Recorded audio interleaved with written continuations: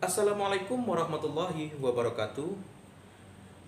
Mahasiswa semuanya, kita ketemu kembali dalam mata kuliah Administrasi dan Supervisi Pendidikan. Pada pertemuan kali ini kita akan membahas materi tentang administrasi keuangan sekolah atau manajemen keuangan sekolah. Di mana dalam pertemuan sebelumnya, yaitu tentang administrasi sarana dan prasarana, kita juga sudah sedikit menyinggung terkait dengan administrasi keuangan sekolah ini. Karena memang antara administrasi sarana dan prasarana sekolah dan administrasi keuangan sekolah merupakan sesuatu yang saling keterkaitan, terutama dalam hal atau proses perencanaannya, baik itu perencanaan keuangan sekolah maupun perencanaan akan kebutuhan sarana dan prasarana. Memang betul ketika sekolah itu dicukupkan keuangannya, maka banyak yang mengatakan hasilnya akan optimal. Tetapi di sini ditekankan hasil yang optimal ini tentu uang yang cukup tadi ditata dan dikelola sesuai dengan proporsinya.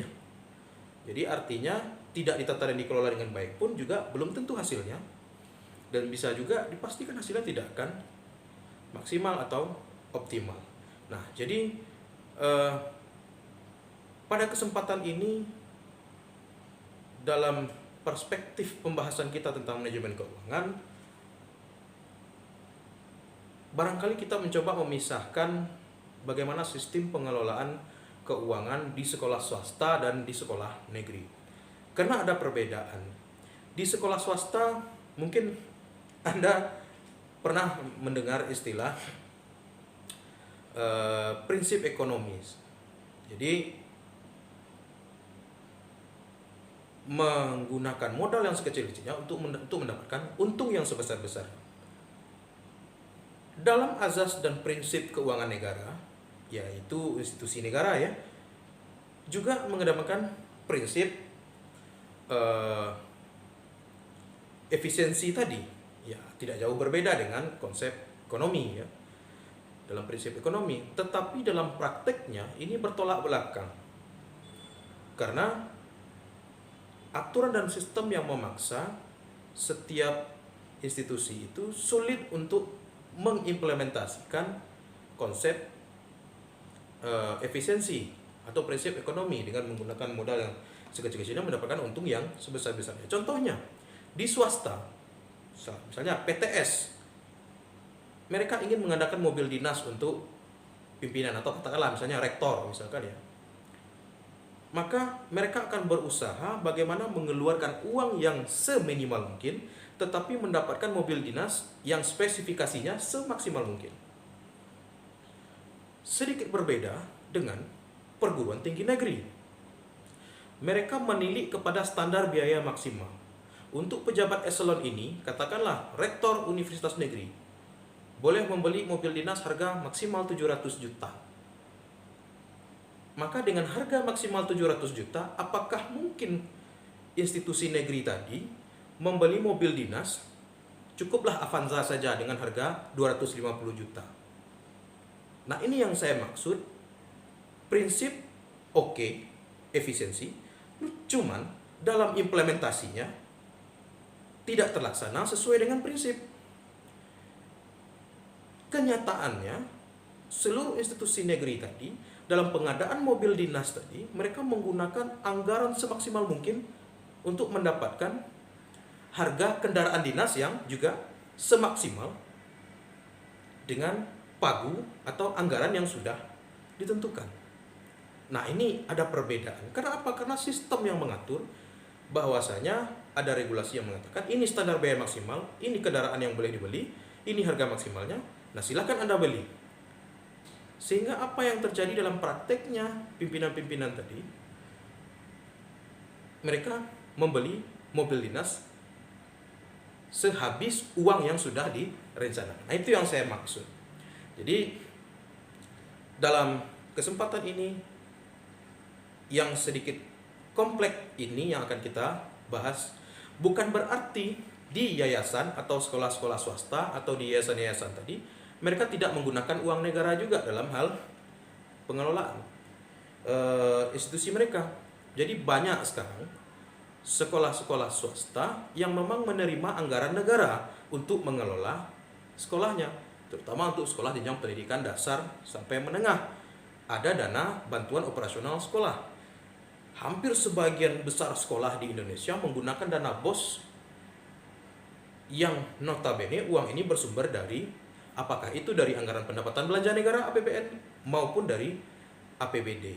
Nah, kalau dari APBN dan APBD ini jelas uang negara, maka harus dikelola sesuai dengan aturan dan tatanan keuangan negara. Keuangan negara itu mereka punya azas. Salah satu azasnya adalah azas tahunan. Jadi azas tahunan tadi, anggaran negara itu berlaku 1 tahun, mulai dari 1 Januari sampai 31 Desember. Nah, artinya langkah institusi pemerintah, terutama sekolah-sekolah negeri tadi, dalam melakukan penataan dan pengelolaan terhadap keuangan sekolah, jadi sejalan dengan apa yang kita bicarakan dengan Sarpras tadi ya, bahwasanya sekolah harus membuat perencanaan keuangan sekolahnya sebelum 1 Januari tahun anggaran berjalan. Artinya tahun anggaran 1 Januari 2021 sampai 31 Januari 2020 Desember misalnya. Maka perencanaan keuangan sekolah itu sudah harus dimulai semenjak tahun 2020. Maka langkah pertama yang harus dilakukan oleh administrator sekolah itu adalah membuat perencanaan keuangan sekolah. Nah, pemerintah sudah mengeluarkan sebuah dokumen di mana dokumen ini digunakan oleh institusi pemerintah dalam membuat perencanaan institusinya. Kalau di kementerian kita menyebutnya RKAKL, Rencana Kerja Anggaran Kementerian dan Lembaga. Di sekolah kita menyebutnya RKAS, ya, RKAS, Rencana Kerja Anggaran Sekolah atau RAPBS. Nah, RKAS ini digunakan, dokumennya adalah untuk sekolah-sekolah yang sudah menerima dana BOS, Bantuan Operasional Sekolah. Karena di dalam dokumen RKAS ini tertuang 13 indikator kegiatan yang harus dibiayai oleh dana BOS. Silakan nanti Anda lihat aturan 13 item yang wajib didanai melalui dana BOS untuk sekolah-sekolah yang menerima dana BOS. Maka di dalam dokumen RKAS ini, dokumen RKAS itu silakan Anda download nanti di Google, dokumen RKAS. Maka akan keluar berbentuk tabel-tabel. Itu formnya ya, itu formatnya, berisi tentang uraian kegiatan. Nah, uraian kegiatan ini dalam dokumen RKAS ini ada 13 item yang wajib dibiayai. Bukan berarti tidak tertutup kemungkinan kepala-kepala sekolah mempunyai program-program kerja lainnya yang harus dituangkan setelah 13 item tadi. Nah, jadi ada 13 item yang wajib, kemudian silakan tuangkan dokumen-dokumen lainnya. Apakah sekolah-sekolah yang tidak menerima dana BOS boleh menggunakan dokumen RKAS? Boleh saja. SMA tidak ada menerima dana BOS, kecuali jika sekolah-sekolah SMA tadi ada kebijakan-kebijakan pemerintah daerah. Dana BOS itu cukup hanya untuk pendidikan, mendukung pendidikan wajar 9 tahun. Jadi jenjang pendidikan dasar saja, SD dan SMP. Kalau untuk SMA mereka tidak menerima dana BOS, kecuali ada pemerintah daerah, program-program pemerintah daerahnya yang memberikan dana semacam BOS, tapi mungkin namanya Bantuan Operasional Daerah atau BOSDA. Nah, dokumen RKAS ini wajib diisi. Siapa yang mengisi? Kepala sekolah, komite sekolah, kemudian tata usahaan sekolah, beserta guru-guru juga, karena guru-guru juga mempunyai kepentingan di dalam penyusunan anggaran. Termasuklah salah satunya adalah perannya sebagai menentukan sarana dan prasarana. Karena dalam sarana prasarana guru-guru membutuhkan media, membutuhkan alat-alat pembelajaran, maka dibutuhkan sumbangsih guru dalam menentukan anggaran dan juga menentukan sarana dan prasarana. Nah, dokumen RKAS ini harus selesai sebelum tahun anggaran berjalan. Dokumen RKAS ini yang silakan nanti ke Dinas Pendidikan, dan ini wajib. Dokumen RKAS ini nanti akan dikumpul, digodok semuanya menjadi dokumen rencana kerja anggaran SKPD. Nah, SKPD itu sekarang namanya OPD ya. SKPD itu Satuan Kerja Perangkat Daerah atau Organisasi Perangkat Daerah. Itu dinas-dinas pendidikan itu disebut dengan OPD sekarang. Nah, menjadi perencanaan dinas pendidikan kabupaten kota atau provinsi. Tentu perencanaan itu bersumber dari grassroots-nya, dari unit-unit kerja yang ada di daerah itu. Salah satunya adalah dari sekolah-sekolah. Langkah berikutnya yaitu setiap sekolah harus membuatkan mata anggaran kegiatan yang relevan. Jadi nanti di dokumen RKAS itu ada mata anggaran. Mata anggaran itu pengeluaran-pengeluaran itu untuk apa saja. Ada kelompok-kelompok atau mata-mata anggaran. Misalkan untuk pengadaan pembelian barang, ini mata anggarannya. Untuk pemeliharaan saja, ini mata anggarannya. Untuk perjalanan dinas itu termasuk tiket pesawat, kemudian akomodasi hotel, biaya taksi, naik kereta api, naik kapal laut misalnya, itu disebut dengan perjalanan dinas. Maka masuk kelompok perjalanan dinas. Kemudian ada konsumsi misalnya, ada konsumsi rapat, konsumsi kegiatan seminar, kegiatan itu, maka dimasukkan dalam kelompok konsumsi. Ada operasional lainnya misalnya beban listrik, beban akses internet atau wifi misalnya ya, atau akses PD misalnya. Jadi ada pengelompokan. Ada belanja bahan, belanja barang, kemudian ada sewa misalnya kan. Ada kegiatan-kegiatan seminar, sewa gedung misalnya. Nah, ini ada kelompok-kelompoknya. Maka kelompok-kelompok itu yang disebut dengan mata anggaran. Nah, setiap kegiatan itu harus dimasukkan ke dalam pengelompokan dalam mata anggaran kegiatan. Kemudian, apa kegiatan yang berikutnya adalah melaksanakan anggaran. Nah, pelaksanaan anggaran ini terkait dengan bagaimana mekanisme pencairan anggaran. Dalam anggaran pemerintah, ada sistem anggaran disebut anggaran berbasis kinerja. Anggaran berbasis kinerja, kerjakan dahulu, baru nanti kami bayar atau kami ganti. Nah, sederhananya begini, misalkan si Ani pulang kampung, sampaikan kepada orang tua, "Ma, tahun 2021 saya ingin membeli baju dan celana ya."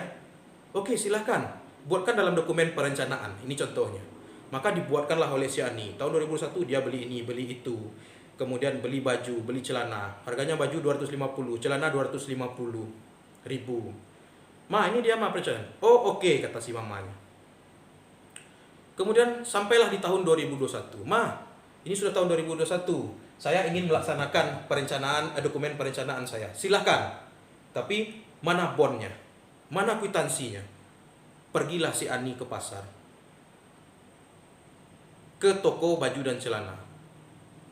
"Bu, bisa nak bu, saya beli celana, beli baju yang ini, tapi saya hutang." Nah, toko tersebutlah yang disebut dengan pihak ketiga atau rekanan yang saya bahas di dalam sarana dan prasarana tadi.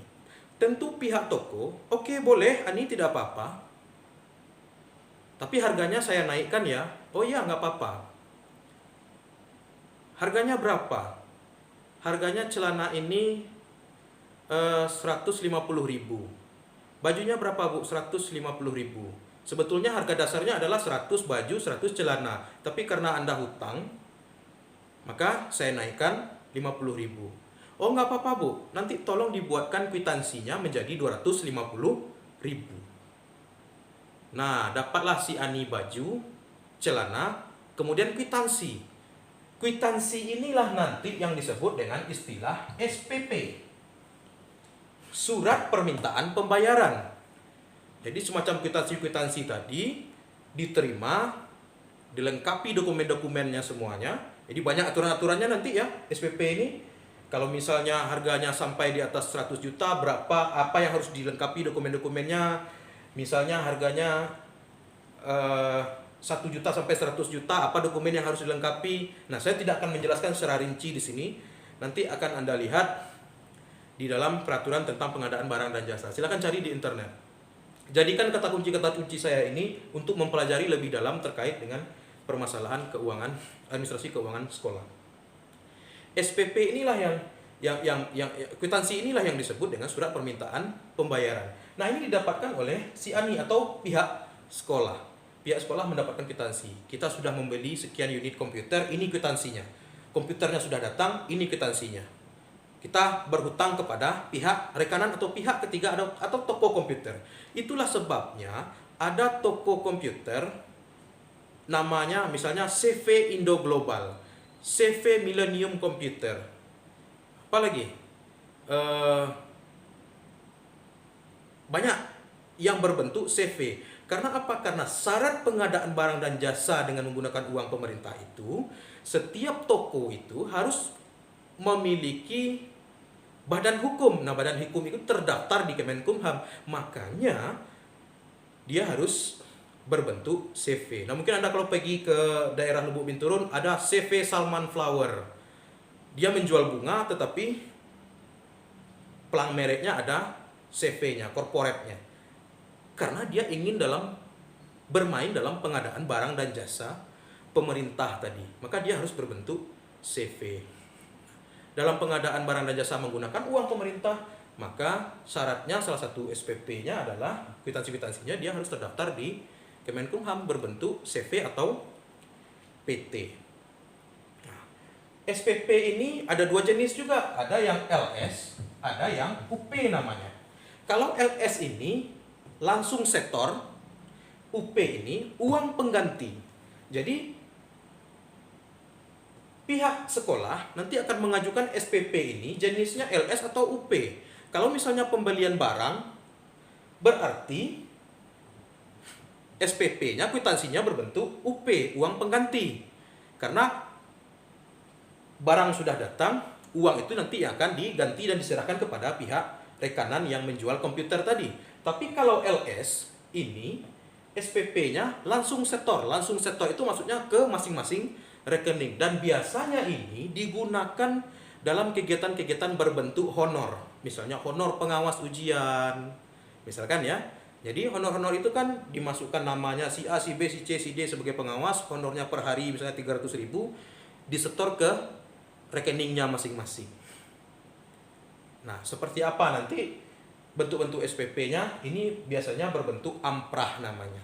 Persis seperti pengurusan amprah gaji. Silakan Anda cari nanti. Saya tidak akan menyampaikan secara detail. Nanti baik itu UP atau LS diterbitkan oleh kepala sekolah SPM-nya, surat perintah membayar. Ini kepala sekolah mengajukan kepada Dinas Pendidikan. Nanti Dinas Pendidikan mengajukan kepada Bendaharawan Umum Daerah. Bendaharawan Umum Daerah nanti akan menerbitkan yang namanya SP2D. Surat perintah pencairan dana. Nah, surat perintah pencairan dana ini semacam cek ya, sejenis cek. Sejenis cek inilah nanti yang digunakan oleh pihak sekolah untuk mengambil uangnya di bank. Jadi kalau misalkan SP2D-nya berdasarkan SPP yang diajukan sifatnya LS, maka bank akan langsung menyetor ke masing-masing nomor rekening sesuai dengan nama-namanya masing-masing. Tapi kalau misalkan SP2D-nya berdasarkan berdasarkan SPP yang diajukan itu berbentuk UP, jenisnya UP, maka bank akan menyerahkan segepok uang, sejumlah uang sesuai dengan tertera nominalnya sesuai dengan SP2D-nya, dan akan diambil oleh pihak sekolah, dan pihak sekolah nanti akan menyetor kepada pihak ketiga atau rekanan. Nah, itu terkait dengan pelaksanaan. Yang terakhir adalah controlling, pengawasan. Nah, dalam hal pengawasan, setiap institusi pemerintah di akhir tahun harus membuat yang namanya LAKIP, Laporan Akuntabilitas Kinerja Institusi Pemerintah. Berdasarkan LAKIP ini nanti diterima oleh inspektorat maupun badan pemeriksa keuangan. Inspektorat ini merupakan auditor yang berasal dari internal. Jadi internal di sini berarti pemerintah daerah yang punya. Tapi kalau badan pemeriksa keuangan itu auditor yang sifatnya eksternal yang bertanggung jawab langsung kepada presiden. Itu ada di pusat di Jakarta. Jadi ketika anggaran yang besar, maka ini akan dipantau oleh auditor. Nah, jadi apa fungsi kepala sekolah sebagai pengelola keuangan sekolah? Ini kita lihat. Ada fungsi otorisator, ada fungsi ordonator, ada fungsi bendaharawan. Tidak seluruh kepala sekolah mempunyai ketiga fungsi ini. Tetapi saya jelaskan dulu. Apa fungsi otorisator? Fungsi otorisator boleh melakukan penerimaan, boleh melakukan pengeluaran keuangan. Jadi kepala sekolah boleh memungut, boleh membayarkan. Sementara fungsi ordonator adalah fungsi ordonator boleh menerima tetapi tidak boleh mengeluarkan. Nah, fungsinya sama dengan bendaharawan, tidak boleh mengeluarkan. Berarti fungsi otorisator ini hebat? Ya, karena dia boleh menerima, boleh mengeluarkan uang. Apakah kepala sekolah boleh mempunyai fungsi kedua-duanya? Boleh. Kepala sekolah mempunyai fungsi kedua-duanya, tetapi tidak boleh mempunyai fungsi sebagai bendaharawan. Karena itulah kepala sekolah tidak boleh memiliki peran ganda, baik itu sebagai otorisator donator maupun bendaharawan. Makanya diangkat pejabat khusus terkait dengan permasalahan perbendaharaan. Apa tugas perbendaharaan? Tugas perbendaharaan ini adalah mengajukan SPP kepada kepala sekolah. Kepala sekolah lah nanti yang melakukan pengujian. Ini pengujian ya, ordenator saya lupa. Pengujian terhadap seluruh SPP ini. Coba bayangkan kalau seandainya kepala sekolah boleh menerima, kepala sekolah boleh mengeluarkan, kepala sekolah boleh melakukan pengujian, dan kepala sekolah boleh melakukan aktivitas perbendaharaan. Ini berbahaya.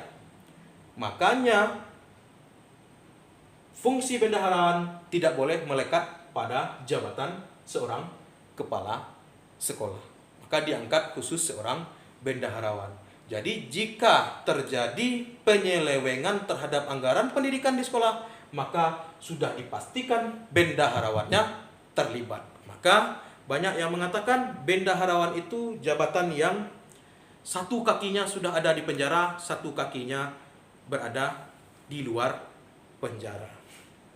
Nah, inilah rekan-rekan sekalian terkait dengan administrasi keuangan sekolah. Seandainya ada yang mau didiskusikan, ada yang mau ditanyakan, silakan nanti kita akan berdiskusi. Terima kasih. Wassalamualaikum warahmatullahi wabarakatuh.